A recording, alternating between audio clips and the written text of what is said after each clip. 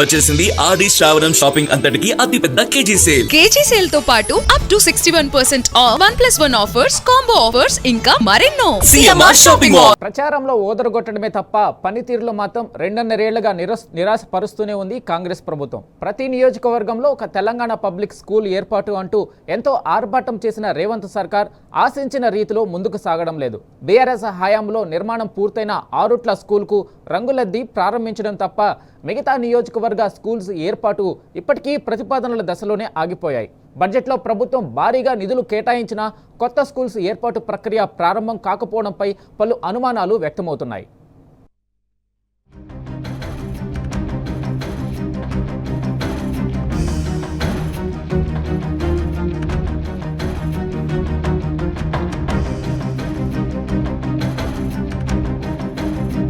రాష్ట్రంలో core city మినహాయిస్తే మొత్తం 98 నియోజకవర్గాలున్నాయి. తొలుత ఒక్కో సెగ్మెంట్లో ఒక్కో తెలంగాణ పబ్లిక్ స్కూల్ ఏర్పాటు చేస్తామంటూ ప్రచారం చేసింది రాష్ట్ర ప్రభుత్వం. ఇందులో పైలట్ ప్రాజెక్ట్ కింద 4 స్కూల్స్ అనుమతులొచ్చాయి. అయితే బీఆర్ఎస్ హయాంలో పూర్తయిన ఆరుట్ల స్కూల్ బిల్డింగ్ కు 2.5 ఏళ్లుగా రంగులు వేసి గతరెళ్ల ప్రారంభించింది రేవంత్ ప్రభుత్వం. మరోవైపు పైలట్ ప్రాజెక్టులైన వంగూరు, మంచాల, పోల్కంపల్లి టీపీఎస్ స్కూల్స్ నిర్మాణం కూడా నత్తనడకన సాగుతున్నాయి.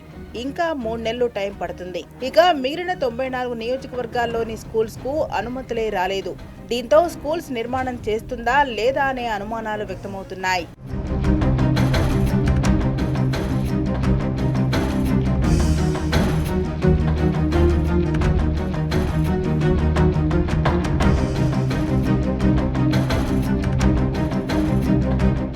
టీపీఎస్ స్కూల్స్ కు ఈ ఏడాది బడ్జెట్ లో కూడా 500 కోట్ల రూపాయలను ప్రభుత్వం కేటాయించింది. కానీ పనులు మాత్రం నత్తనడకన సాగుతున్నాయనే విమర్శలొస్తున్నాయి.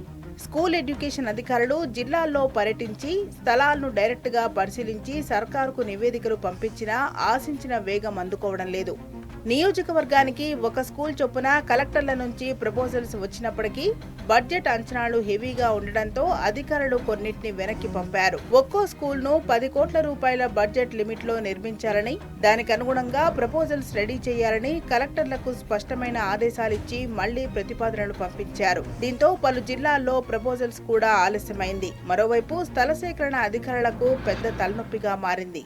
స్కూల్ నిర్మాణం చేపట్టాలంటే కనీసం 4 ఎకరాల ల్యాండ్ ఉండాలని సర్కార్ కండిషన్ పెట్టింది. టౌన్ ఏరియాలు, నియోజకవర్గ కేంద్రాలకు సమీపంలో ఇంత పెద్ద మొత్తంలో గవర్నమెంట్ ల్యాండ్ దొరకడం కలెక్టర్లకు ఛాలెంజింగ్ గా మారింది. 17 నియోజకవర్గాల్లో ఇప్పటికే ప్రాపర్ ల్యాండ్ ను సెలెక్ట్ చేయడం ఆలస్యమైంది.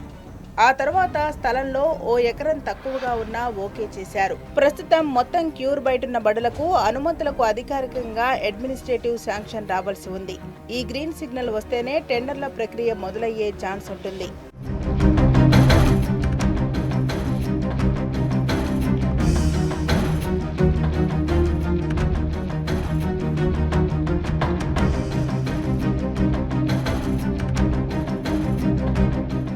బీఆర్ఎస్ హయాంలో కట్టిన ఆరుట్ల స్కూల్ కు రంగులేసి ఆర్భాటంగా ప్రారంభించిన రేవంత్ ప్రభుత్వం 94 నియోజకవర్గాల్లో స్కూళ్ల పనులను నత్తనడకన సాగిస్తోంది. దశల వారీగా 94 స్కూళ్లకు ప్రపోజల్స్ పంపించినా అడ్మినిస్ట్రేటివ్ పర్మిషన్లు ఇవ్వలేదు. కనీసం తొలుత ఇచ్చిన వాటికి ముందుగా అనుమతులు ఇచ్చినా ఈ పాటికి పనులు మొదలయ్యేవని అధికారులు చెబుతున్నారు. ప్రస్తుతం అనుమతులు వచ్చాక టెండర్లు పిలిచి కాంట్రాక్టర్లను ఫైనల్ చేసి నిర్మాణాలు పూర్తి చేయడానికి టైం పడుతుంది. పనులు సాగుతున్న స్పీడ్ చూస్తుంటే ఇప్పట్లో ఈ స్కూళ్లు అందుబాటులోకి రావడం కష్టమనే అభిప్రాయాలు వ్యక్తమవుతున్నాయి.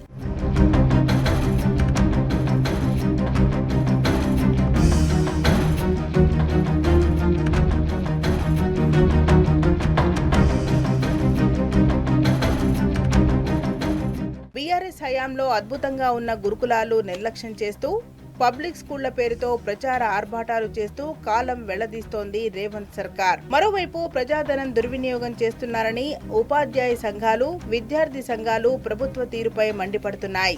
మరి ఇప్పటికైనా గురుకులాలను కాపాడుతూనే ఒకవేళ టీపీఎస్ స్కూళ్లు ఏర్పాటు చేయాలనే ఉద్దేశం ఉంటే త్వరగా చేపట్టిన పేద విద్యార్థుల చదువులకు భరోసా కల్పించాలని కోరుతున్నారు.